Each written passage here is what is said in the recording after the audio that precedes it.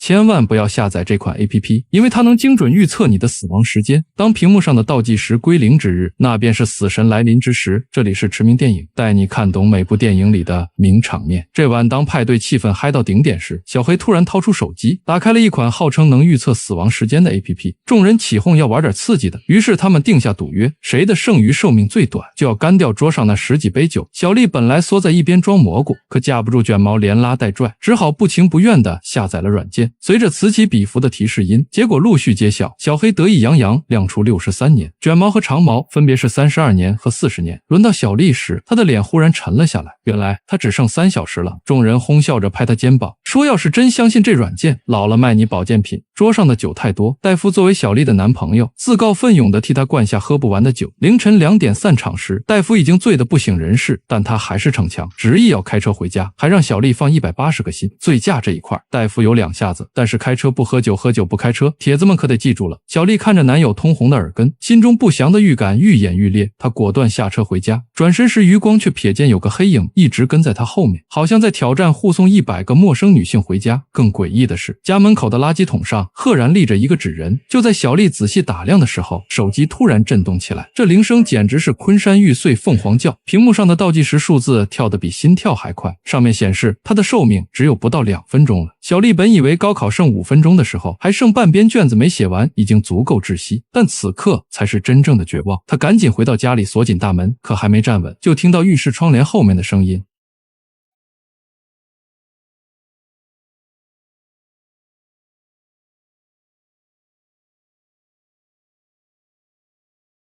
小丽从高空坠落的那一刻，手机上的倒计时刚好归零。与此同时，戴夫的车子失控冲出公路，一头栽进路旁的树林里，车身扭曲变形，挡风玻璃碎成蛛网，他的额头被划开一道血口，但所幸8字比铁还硬。但估计这次祖先也是在底下把人情求遍了。然而副驾驶的位置却被一根断裂的树干直接贯穿。如果小丽当时没有下车，现在恐怕已经被钉死在了座椅上。可惜无论怎么逃，漂亮的小丽还是早早就下线了，甚至恶魔还给她体贴的上了双保险。第二天，医院的白炽灯照得人头晕目眩，戴夫躺在病床上，他还有10几个小时就要做手术了。护士奎恩见他脸色惨白，便轻声询问情况。戴夫声音发颤，说起了那款诡异的死亡预测软件，以及小丽昨晚的遭遇。更可怕的是，他现在也只剩下10几个小时了。奎恩听完笑了笑，安慰他，这不过是无聊程序员搞的恶作剧，让他别太紧张。可当手术时间临近，戴夫的情绪突然崩溃，他无意间瞥见走廊的玻璃窗上浮现一道黑影，像是一张模糊的人脸。他猛地回头，身后却空无一人。然而下一秒，玻璃砰的炸裂，吓得他连滚带爬冲进楼梯间，死死关上门。突然，门外传来急促的敲门声，戴夫慌张后退，没想到此时楼梯间所有灯光都熄灭了，黑暗瞬间吞没了一切。戴夫颤抖着掏出手机，刺眼的倒计时赫然显示着还剩1分30秒，他的呼吸几乎停滞，拼命推门，门却纹丝不动。恍惚间，似乎有人推开了防火门，他屏住呼吸四处打量，突然一个黑影嗖的一下窜了上来，脚步声一步步逼近，戴夫的心脏狂跳，几乎要冲破胸腔。他死死盯着楼梯拐角，握紧手机，冷汗浸透了病号服。然而那脚步声却诡异地从他头顶传来，他猛地抬头，手机灯光照向高处，小丽正站在那里，面无表情地看着他。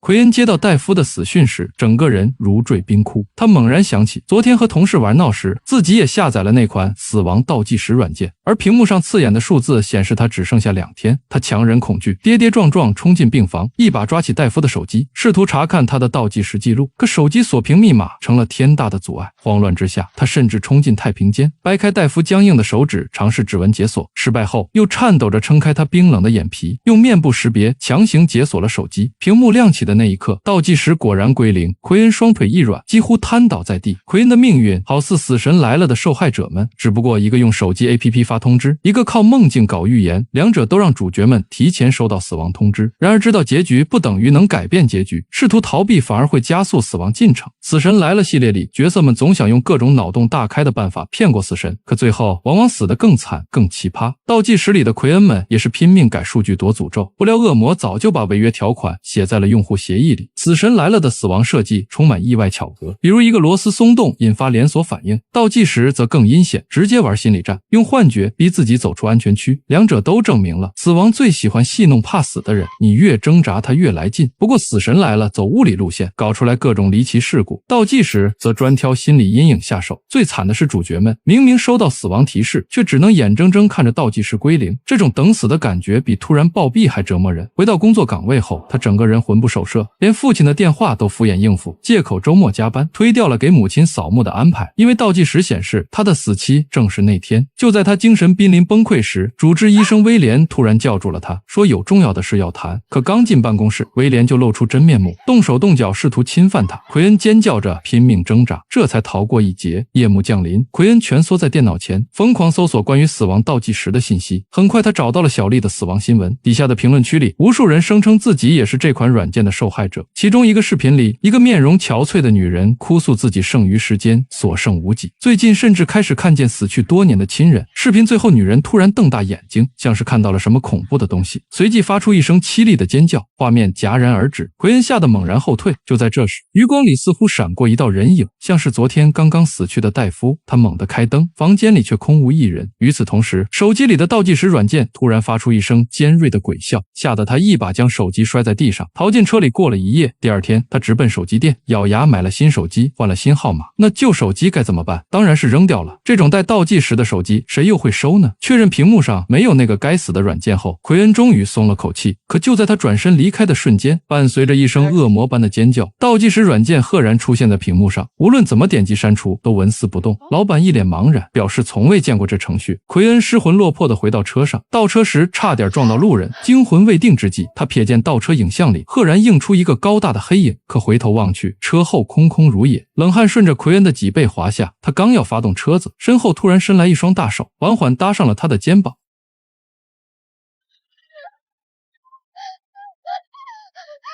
那男人骂骂咧咧地拽着奎恩的衣领，指着自己雷克萨斯的刮痕不依不饶。就在他扬起拳头时，马特从手机店冲了出来，警告他不要对奎恩动手，否则自己会让他好看。接着马特拿出一叠钞票打发走了男人，还亮出了自己的手机，问奎恩是不是也收到了这个东西。两人交换了一个心照不宣的眼神，同样都是倒计时的受害者，他们都发现了诡异之处。为什么有些人能活到100岁，而他们却被判了死刑？除此之外，他们两个都收到了倒计时的提示，说他们违反了用户协议，也就是每个软件在注册时让用户点击同意的条款，而条款里面的内容他们两个当时都没有仔细看。为了搞明白这其中的原因，他们拦住一个醉汉，诱使他下载软件。就在醉汉即将点击同意时，两人抢过手机，果然协议里藏着恶魔的霸王条款，用户应接受其命运的条款，不能使用倒计时提供的信息来改变自己的命运，否则都将视为违反约定，恶魔会强行过来收走你的灵魂。现在你在注册新账号时还敢不看用户条款吗？恶魔的卖身器就是这种藏在犄角旮旯的文字陷阱，如果不仔细阅读每一条合同条款，只怕最后成为了被奴役的包身工。同样是按契约行事，电锯惊魂则充满了机械和冷酷，而午夜福音式的因果报应在这里也能玩出新花样。这种规则类恐怖最妙的地方在于，恶魔会严格执行每一条约定，但最讽刺的是，当角色终于读懂游戏规则时，往往已经深陷死局。这种慢慢收网的窒息感比直接跳出来吓人高级多了。马特想起自己退掉的火车票，奎恩则惊觉自己取消了全家出行计划，他们都在无意中试图改变命运，因此招来了恶魔。驱魔这种事儿还得找专业的人来做，于是他俩赶紧来到一座教堂。教堂里，老神父听完讲述后沉吟了一下，接着讲述了一个中世纪王子的故事。一位年轻的王子被老国王叫到前线去鼓舞士气，王子害怕自己会在这场战争中去世，到时候王位被自己的弟弟夺去，于是他找到了一位吉普赛女人，问他自己会不会在这场战争中活下来。那女人没有说话，递给了王子一张带数字的纸条，而纸条显示他3天后就会死亡，刚好就是那场战争的时间。吉普赛女人警告王子，不能用这纸条去救你自己。王子表面上同意了，但他转手就把纸条递给了自己弟弟，让弟弟代替自己去打了这场仗。庆幸的是，他老弟活了下来，赢得了战争。同时，一个叫奥丁的恶魔就找上了这王子，折磨了他几天之后，在倒计时归零的那一刻把王子给杀了。两人的心沉到了谷底，死亡好像已经变成了板上钉钉的事。但神父还是有办法，他要奎恩·马特找来软件的代码，看看里面会不会藏着什么玄机。夜幕降临，手机店老板原本要正常下班，但此时他被银行卡里的数字狠狠震撼，手指在键盘上飞舞，不由一会儿，屏幕上跳出大段代码，第一页是一段看不懂的拉丁文，奎恩就赶紧用手机拍了下来，而后面则跟着密密麻麻的姓名与倒计时。奎恩赫然发现妹妹的名字也在其中，时间也是所剩无几。老板迅速修改了所有数据，妹妹手机上的数字也变成了86年。两人长舒一口气，以为危机解除了。这一晚，奎恩主动邀请马特到他家留宿，两个人在诉说彼此的心事之后相拥而睡了。时间到了后半夜，卧室的顶灯闪烁了几下后突然熄灭，奎恩紧跟着惊醒，但感受到马特温热的胸膛，他又不由得松了口气。突然他瞥见房门外一个模糊的影子闪过，他赶紧呼喊着旁边的马特，但没想到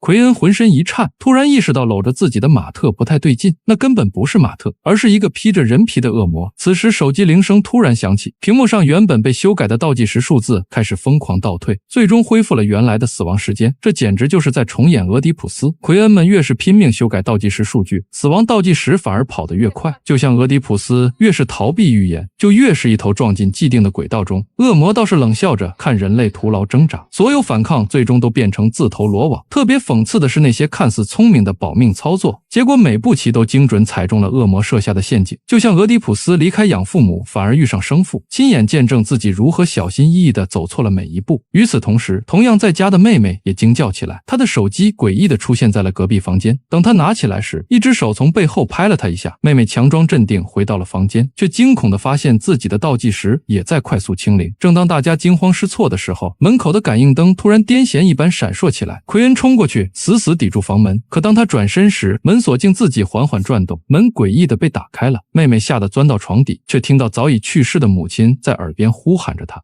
Jordan, where's your sister? 妹妹惊慌地拉开大门时，正好撞见了赶过来的奎恩二人。镜头一转，三个人结伴再次找到了神父。当三人跌跌撞撞冲进教堂时，神父正对着电脑屏幕露出如释重负的笑容。他指着那段拉丁文代码，解释着内容大概是诅咒会找上你，让你生不如死，直到被彻底摧毁。可能已经有帖子想到午夜凶铃了。倒计时只是把索命录像带变成普通智能手机，得亏手机屏幕小爬不出贞子，但午夜凶铃让观众害怕看电视，倒计时也完全可以让观众从此不敢下载倒计时。无论是下载后将一生紧紧跟随的诡异繁殖，还是死亡前夕的尖叫预兆，都和午夜凶铃的录像带有共同之处。不过神父要所有人放宽心，因为只要是诅咒就有破解的方法，而恶魔撒旦是谎言之父，如果能证明他说谎了，就能破解诅咒。倒计时最少的是马特，于是神父迅速取下银质十字架挂在马特脖子上，又抓来几袋食盐，让所有人用盐画了一个图案。他解释说，只要站在结界内，恶灵就伤不了分毫。盐圈驱魔这个设定堪称西方驱魔题材的经典标配，把厨房调味料食盐和大蒜活生生变成对抗恶魔的战略物资。参考招魂系列就知道，驱魔戏码的精髓在于仪式感，盐圈不是简单的一个圈，而是和结界一样无敌的存在。一切准备就绪，整座教堂的灯光突然集体熄灭，仿佛有无数看不见的东西正在包围他们。所有人汗毛直竖，赶紧站到圈里，躲在神父后面。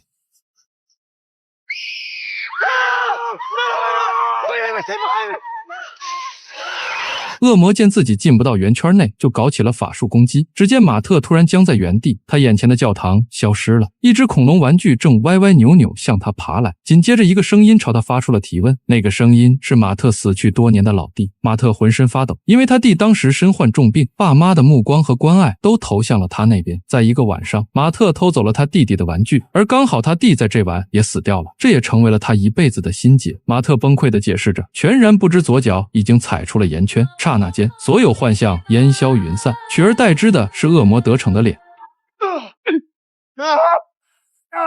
奎恩追出来，只能眼睁睁看着马特被飞驰的汽车撞飞。他冲过去时，马特已经没了呼吸，瞳孔扩散，而手机屏幕上的倒计时刚好归零。就在这时，妹妹突然捂着肚子瘫软在地。奎恩掀开她的衣服，发现一根断裂的钢筋不知何时刺穿了她的腹部。他赶紧带着妹妹到医院抢救。医院里，刺鼻的消毒水味混合着血腥气。电视新闻正播报着一列火车脱轨的惨剧，乘客全部死亡，无一生还。奎恩盯着屏幕，浑身发冷，因为那正是马特原本要乘坐的班次。正当他束手无策之际，突然他注意到了威廉医生，他的脸上仍然挂着令人作呕的假笑。奎恩盯着他，一个疯狂的念头在脑海中闪现，他记得威廉也下载了那个软件。很快他整理了下情绪，主动来到了威廉的办公室，装出羞怯的样子，说那天是自己对不起威廉，其实自己也想跟他进行到下一步，但是那天家里出一点事，心情不太好。威廉眼睛一亮，贪婪的目光在他身上游走。奎恩故作紧张地环顾四周，压低声音说自己会在隔壁废弃的住院部等他。威廉果然上当，他鬼鬼祟祟地推开废弃楼层的大门，他兴奋地搓着手，以为奎恩在和他玩什么 play， 但回应他的是一记闷棍。奎恩从阴影中冲出，钢管狠狠砸在威廉后脑，他踉跄着倒地。奎恩掏出准备好的吗啡针剂，就在针尖即将刺入的瞬间，一只漆黑的利爪突然从地底伸出，猛地将威廉拖到了一边。奎恩愣了一秒，随即露出了然的表情，这个办法果然行得通。他抄起钢管追了上去。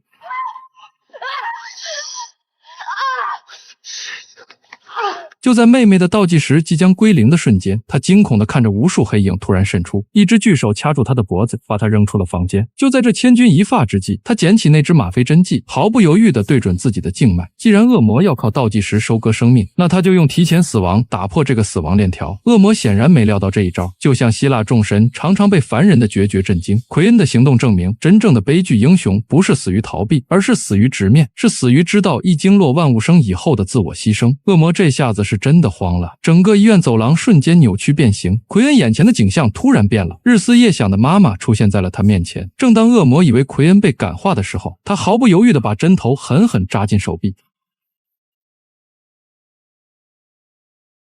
当奎恩倒下去的那一刻，恶魔也无能为力，只能垂死挣扎，紧接着就化成一道灰烬消失了。这边妹妹虽然活了下来，但她心痛的要死，赶紧爬过去抱起姐姐查看她的情况。就在奎恩瞳孔开始扩散的瞬间，妹妹突然发现她手臂上写着纳洛酮，是一种能中和吗啡的一种解药。她发疯似的翻找奎恩的口袋，果然摸出一支预充式纳洛酮注射器，她就赶紧给姐姐打了一针，把奎恩从死亡边缘给拉了回来。游走了几千年的恶魔始终没有想到自己会败在了21世纪化学科技之下。倒计时里的恶魔条款堪称21世纪的浮士德交易，把生死买卖包装成用户协议，让每个点击同意的人都成了现代浮士德。恶魔没有举着羊皮纸出现，而是把契约藏在 APP 那永远没人看的用户条款里。最讽刺的是，主角们注册时随手划过，根本没意识到自己签了卖身契。鬼妈妈里用纽扣眼睛象征被控制的灵魂，而倒计时里每个下载 App 的手机都锁住了一个灵魂。但恶魔显然没有预料到人类的自我牺牲精神以及现代科技的发展速度。奎恩最后的自我牺牲看似认命，实则破局，用21世纪的针管完成了古希腊式的英雄悲剧。恶魔算准人类会害怕死亡，可没料到有人敢提前赴死。这部电影最恐怖的不是跳下镜头，而是散场后再一次注册新 APP。 谁知道那个没仔细看的用户协议里是不是也藏着卖身条款？不是所有电影都有现实的结局，但是每场恐惧都有真实的源头。我是驰明，我们下一部电影再见。